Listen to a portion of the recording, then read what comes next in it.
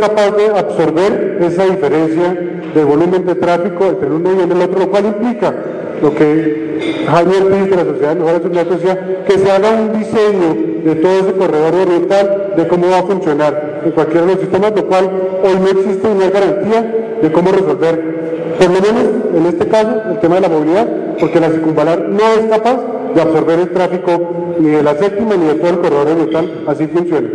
Doctor Mauricio, entonces...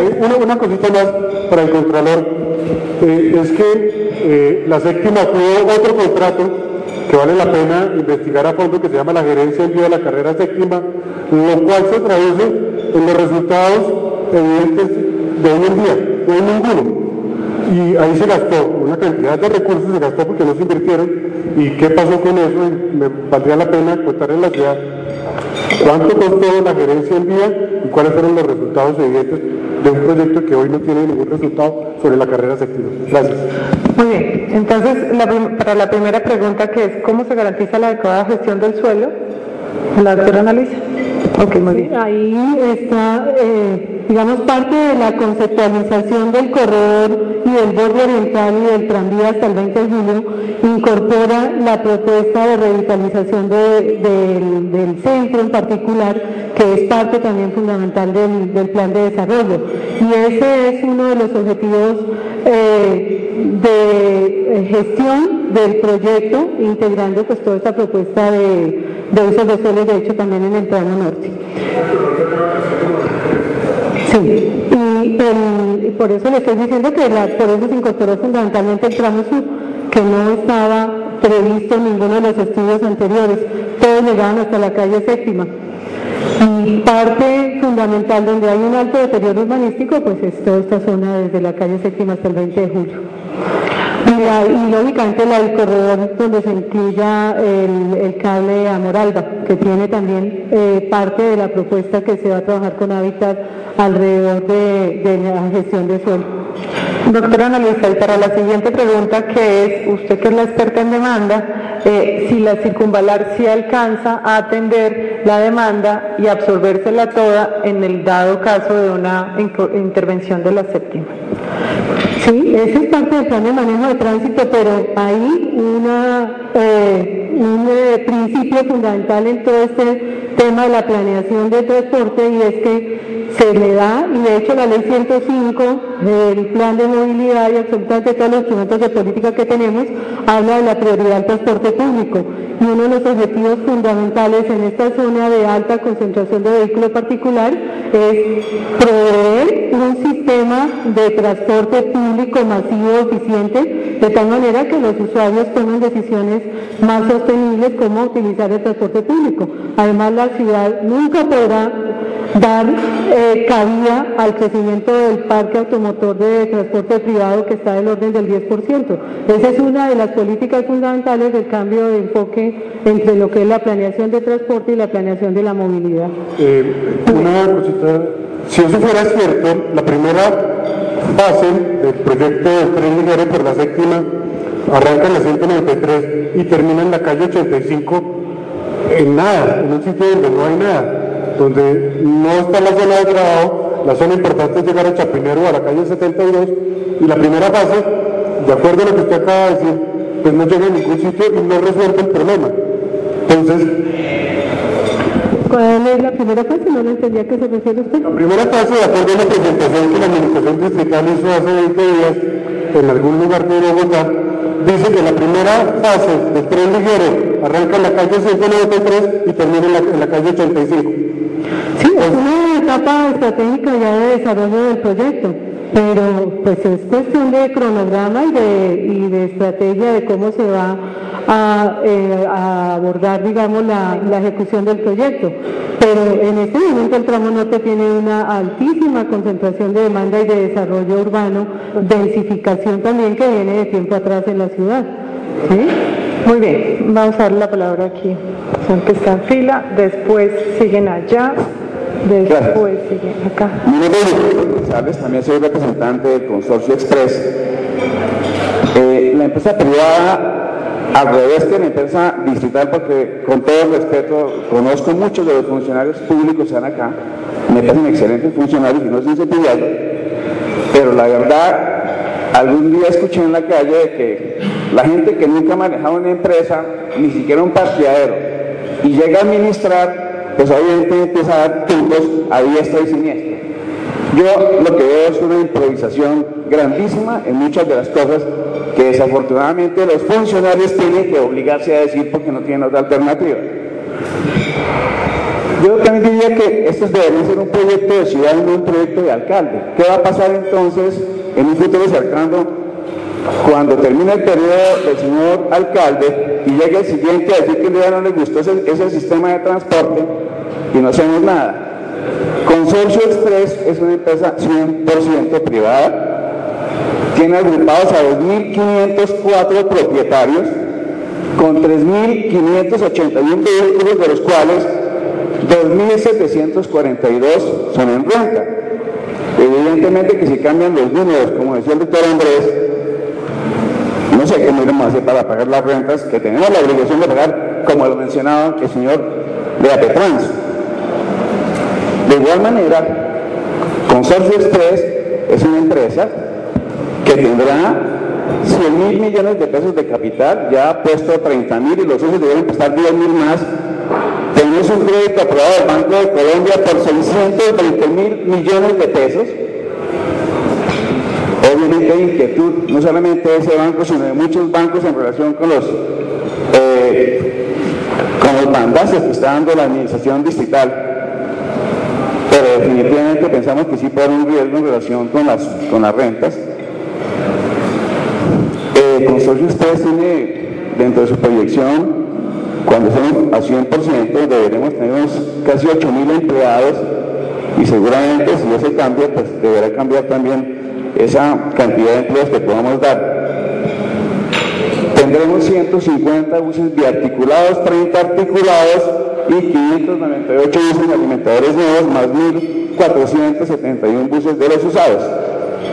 Y para terminar, le doy a la doctora Flechas del borde oriental, pero es que ojalá que el borde oriental empezara en el 20 de julio. Creo que arranca como desde Alfonso López, desde por allá, y ahora pues quienes alguna vez estuvimos en el transporte público trabajando en eso, que lo conocemos muy bien, y allá tenemos carencia y de pronto más falencias de transporte.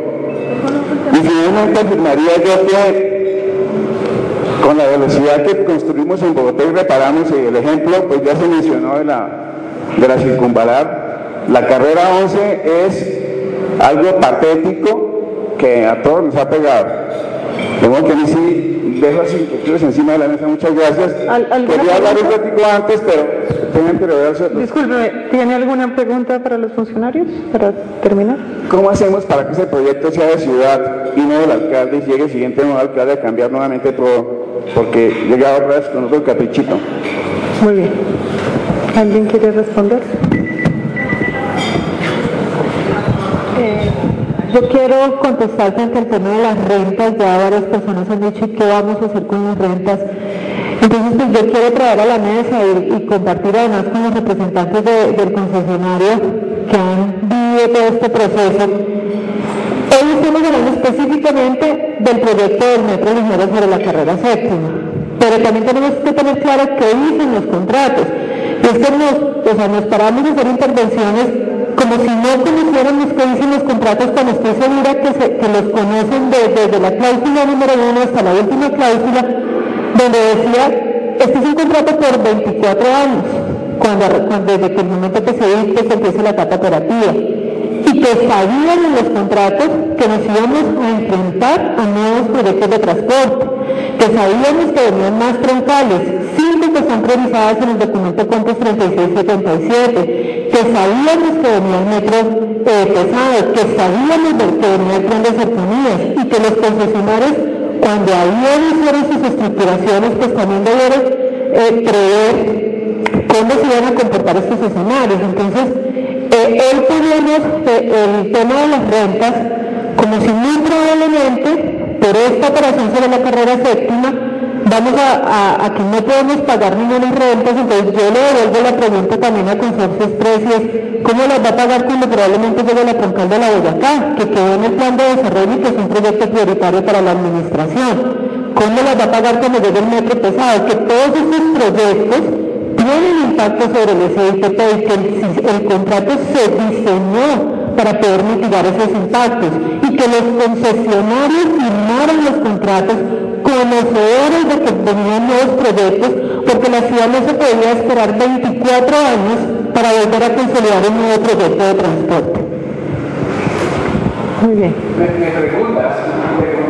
Sí. Hay una moderación sobre el transporte, como se ha dicho, hay una demanda y con paciencia entonces la moderación. Si te cambian la demanda, si te cambian los sitios, ahora las esperanzas de ese sector, primero el doctor Rey, que incluso lo van a asignar a la de la ciudad, Voy a hacer una interpelación a Luis Carlos contestando también. Es importante, Luis Carlos lo mencionaba, o Consorcio Express lo mencionaba, la zona de Usaquén se le pidieron 40 buses biarticulados, ese es el caso en lotes de vehículos, porque ahí tenemos que tener claro, y hay que insistir en esto, lo insiste la Secretaría de Transmilenio, los concesionarios no son dueños ni se les adjudicó ningún corredor, nadie es dueño de la avenida Boyacá, a nadie se le entregó la carrera 68, a nadie se le entregó la carrera séptima, son unos contratos de operación preferencial, más no exclusiva, así son los miembros de los contratos, eso lo tenemos que tener claro. Ahora, y lo decía tal vez Mauricio de Corposóstomo, esto tiene que ser una estrategia integral y la apuesta de construir 44 kilómetros de nuevos ferros, de hacer la troncal de la Boyacá, de dejar los estudios de la troncal de la 68, de dignificar el transporte público colectivo, es una apuesta para que las personas migren del carro particular hacia el transporte público. Si nosotros no logramos esa apuesta, y lo digo con todo respeto, perdimos el año, o sea, la pelea está perdida, el crecimiento del carro particular nadie lo va a parar. A nosotros, a la ciudad no le hace daño que compren carros. La compra de carros es un sinónimo de la economía, de la productividad.